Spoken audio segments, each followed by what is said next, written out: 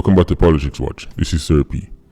Now, I understand that the entire world is currently focusing on the big C, and I know that is the headline news everywhere, right? Whether it's the US, UK, that's all this if you turn on your TV from morning till night. And even in Jamaica, almost every news report you get, every update has to do with the big C. Others people don't want to realize that Jamaica has another big C we still have to worry about. And the name of that big C is crime. Because the other big C, Corona, we're hearing about 25, 26, 27, 28 cases. Well, guess what? The other big C that is getting the back seat now, crime, that's taking out 25, 26, 27 people in 3-4 days. So I don't want Jamaica and the government and security forces to get distracted and feel like say, oh well, now that nobody now really focused on crime, we can just go and prance along. No. People, we have to still focus on the big picture at hand. As I said, don't just get caught up in the hype, right? End of the day, a life lost is a life lost. Whether it want to be from Corona or whether it want to be from the hand of some illegal machine. Now, just to show you how Montego Bay get hot again. Because remember now people, when the security minister came out and was saying, oh, since the SOE, there has been 2 murders in St. James and the place get cool and it's working. But then I said, listen, people, Mobay cannot cool for too long. Mobay is one of the places in Jamaica that can only ease down for a little bit. Man them lay low, but they're going to be hot again soon and very soon.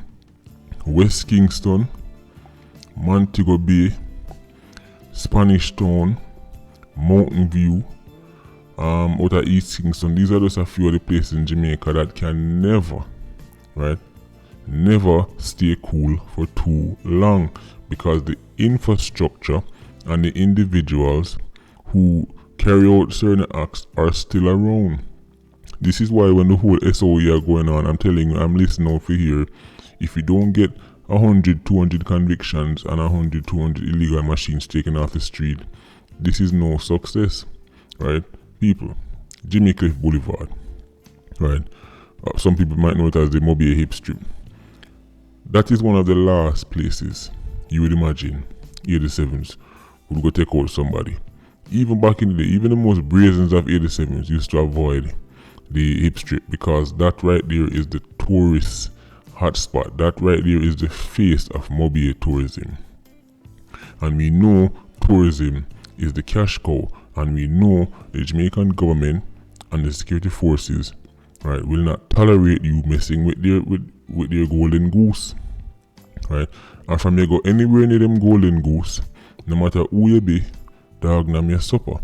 Well, it turns out a couple of 87s had to learn that the hard way, right? And people, the incident I'm talking about right now, it was caught on video. And if you haven't seen the video yet, just go to politicswatch.com and you'll see the video, right? The video shows you the moment of, you see 2 men are run and 1 man are run back at them, right? The man end up catch up with one of the man them, right? And of course, as you can imagine, what happened after that. The man who him catch up with and end up losing his life was a 25-year-old man by the name of Ricoy Smith, also called Smurf. He come from a place named Hogger Lane in Norwood, St. James, right? Now, the story goes apparently the shooter pulled up on him while he was in a vehicle with 2 other men. Start with up the vehicle, but the man them run out of the car, right? And after them run out of the car, you would think, oh well, this is Jimmy Cliff Boulevard, this is the Hip Strip, this is right in the middle of Mobay. Police always up and down on the road. Surely him go just make them run go on. No. Him chase down the man, run down the man. People, and as you can see in the video on this side, they run up on stairs, and it looked to me like the man who was being chased, I think he got hit in the initial attack because he was running kind of gingerly, right? And he had a big lead over the shooter. So he was running and then reached up the step long before the shooter, but the shooter ended up catch up with him. And the way he was running to me, it looked like something did already pick up a round, right? So it looked like it slowed him down. Now, people, what happened after that was just pure cartoon business, right? Now, in the world of 87s, this is a decent hit by 87 standards. I'm sure if he didn't get catch, he'd be back on his end bragging how him deal with the youth, and him bridging them would be watching the video and say, yeah man, I love how you deal with him, you know. First class work. Now, for somebody like me, watching the video, to me it looks sloppy. Very, very sloppy. Typical 87 ambush. Now, at one point in the video, the youth literally slap him, and the victim end up slap with the shooter hand because the shooter was so close to him, right? And he could not get off around. It looked like he was trying to hit the man in his head, and he couldn't get the target. So the man actually slapped him hand at one point, which shows you that if the victim was even armed with even a ratchet, he'd probably be alive. Because if you are close enough to somebody, for them can't even slap your hand, right, while they shoot them, then that's very sloppy work. You can't be nowhere within touching distance, right? But again, we're talking about 87s here. Now, of course, at one point in the video, it looked like say the machine even started stop on him, and then every minute him run him back and forth. It's like every time him think him a go run away, then him go, oh, it a work, then him turn on back, fire 2 more rounds, run off again, turn on back. People have to watch the video. As I said, typical 87 Mickey Mouse business, right?